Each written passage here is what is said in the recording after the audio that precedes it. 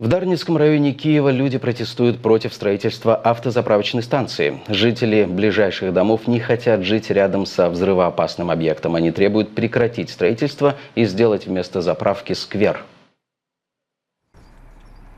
Этот забор в 50 метрах от жилых домов на углу улиц Ревудского и Анны Ахматовой в Киеве появился 5 месяцев назад. Здесь начали строить АЗС. О 4 годині ранку заїхали машини, був шум, тому що в цей час гуділи крани, машини розгружали великі цистерни. З того часу народ піднявся вияснити, що сталося.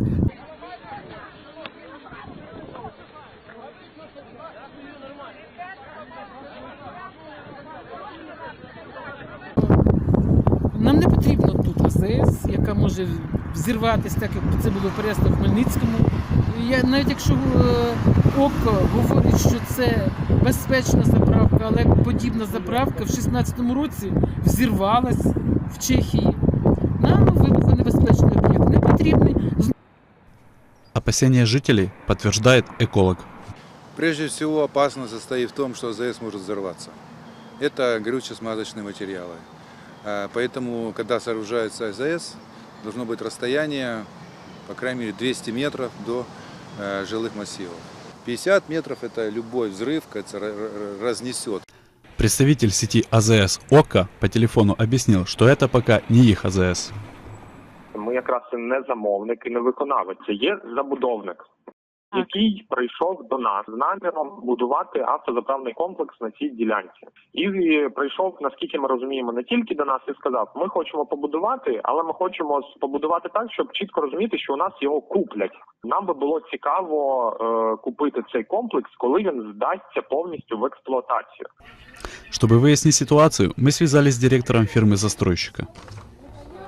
Давайте зараз я дам телефончик нашим юристам, хай вони придумають там. Плакатами в окнах люди выражают свой протест против строительства. Відстані від житлових будинків, які встановлені вимогами державних будівельних норм на зазначеному об'єкті будівництва, порушені. Однак зазначене відхилення, воно погоджено Міністерством регіонального розвитку та будівництва України. За 5 месяцев жители собрали 2000 подписей против строительства. Они есть на сайте Киевского городского совета. На пленарному засіданні виносились питання нашої місцевої ініціативи, по якій ми зібрали 1520 підписів проти даного будівництва.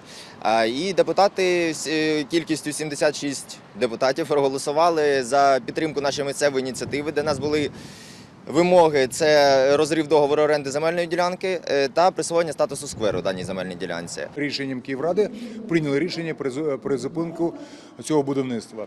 Більш того, ми ні в якому разі не повинні ігнорувати бажання мешканців, і це наше ключове завдання. Ви не в курсі, що там зараз відбувається, що насправді будівництво продовжується?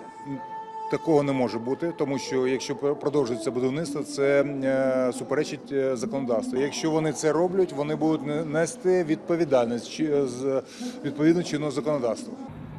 На заправку нас не пустили. Со слов охранника, строительство прекращено из-за блокирования.